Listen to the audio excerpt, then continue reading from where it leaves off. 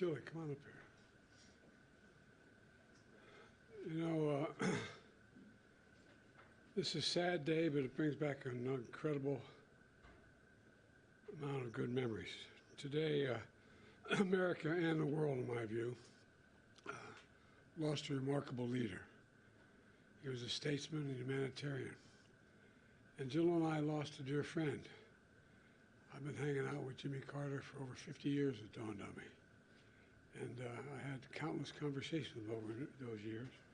And I always would be proud to say that he used to kid me about it, that I was the first national figure to endorse him in 1976 when he ran for president. There was an overwhelming reason for it, his character. What I find extraordinary about Jimmy Carter, though, is that millions of people all around the world, all over the world, feel they lost a friend as well, even though they never met him. And that's because Jimmy Carter lived a life measured not by words, but by his deeds. Just look at his life, his life's work. He worked to eradicate disease, not just at home, but around the world. He forged peace, advanced civil rights, human rights, promoted free and fair elections around the world. He built housing for the homeless with his own hands. And his compassion and moral clarity lifted people up and changed lives and saved lives all over the globe. Jimmy Carter was just as courageous in his battle against cancer as he was in everything in his life. Cancer was a common bond between our two families, as of many other families. And our son Bo died. When he died, Jimmy and Rosalind were there to help us heal. Jimmy knew the ravage of the disease too well. He lost his father, his brother, his sisters to this terrible disease. So when Jimmy was diagnosed, we did our best to comfort him. We met with him down in Plains. We met with him anyway. We talked and shared our beliefs that as a nation, we have the talent. We have the talent and the resources to one day end cancer as we know it, if we make the investments. He believed that like I do. I'll always cherish having seen Jimmy and Rosalind Carter together. Theirs was a love affair of the ages. While we'll miss them both dearly, we do take some solace, and our kids were saying it, that they're united once again. We're going to remain forever in our hearts, but they're together again.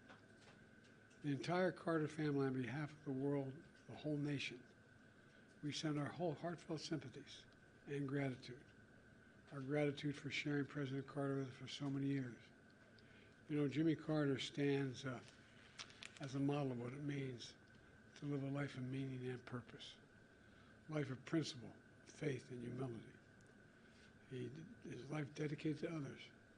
You know, he was like my dad. He thought that, he said, Joey, a job's about a lot more than a paycheck. It's about dignity, your dignity. About being able to look your kid in the eye and say, honey, everything's going to be okay. He believed, as I do, and many as you do, that that's absolutely possible. It's within our grasp to do that. It's not that hard. In his life, he served the nation in the Navy. He led the state of Georgia. He became president and a beloved statesman all over the world. But to know his core, you need to know he never stopped being a Sunday school teacher at that Baptist church in Plains, Georgia. Today's world, some look at Jimmy Carter and see a man of a bygone era. With honesty and character, faith and humility, it mattered. But I don't believe it's a bygone era. I see a man not only of our times, but for all times. Someone who embodied the most fundamental human values we can never let slip away. Although sometimes it seems like it is. We may never see his like again. We'd all do well to try to be a little more like Jimmy Carter. You know, my mom, you've heard me say this before, used to say, bravery lives in every heart, and someday it'll be summoned.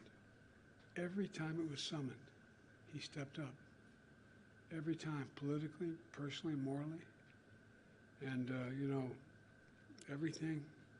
The one thing I admired most about him, he thought and believed, and he really did believe this, and I do as well, that everybody deserves an even shot. No guarantees, just a shot. Everybody deserves a shot. And, you know, he gave an awful lot of people a chance. So, as I said, I was an admirer. I consider myself a friend. Kept in touch with him, and his son, I was going to tell you a story his son told me, but that'd be inappropriate. Maybe he'll tell you, but about I think he's happy. I think he's happy with Roseland. So. Mr. President, as you think about your post-presidency, is there anything about Jimmy Carter's time after leaving office that inspires you for the years ahead? Yeah, never give up hope. Never give up hope. I mean it from the bottom of my heart. So much negativism out there. I know you're tired of hearing me say it over the last 4 years. But folks, there's nothing beyond our capacity. Nothing beyond our capacity. If we do it together. And I mean it. I mean it. And he believed it. Sir, what is your fondest memory of Jimmy Carter?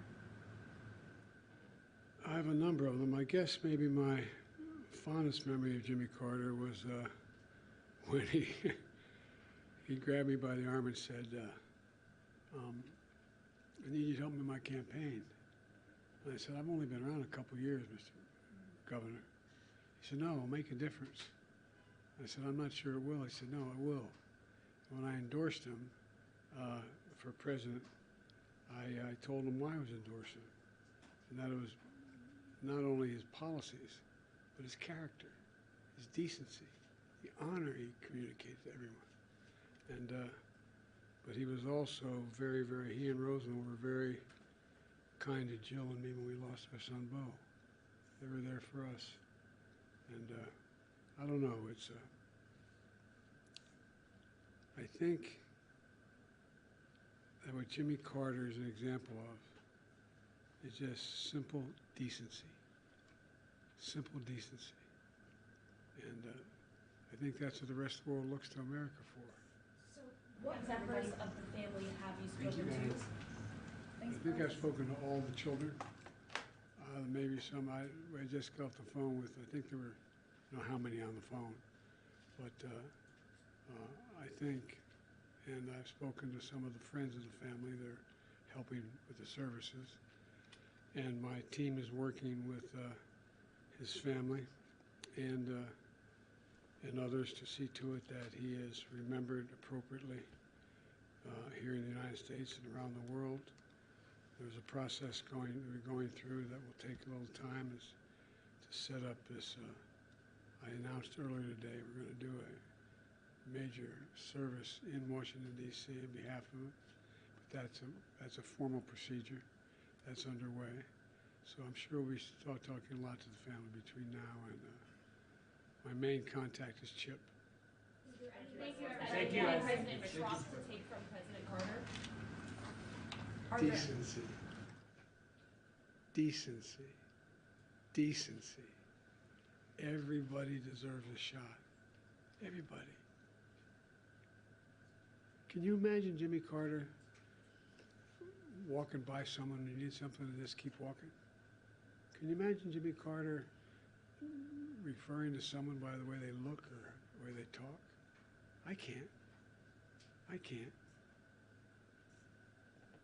You know, I think the end of the deal here is that one of the reasons why we're looked to by the rest of the world, for the bulk of our nationhood, we've laid out what our values are. You said what we believe. It's not just in the declaration, we hold these truths to be self-evident, but there's a feeling. The rest of the world looks to us. And he was worth looking to. Well, thank you very much. Appreciate it. Thank you.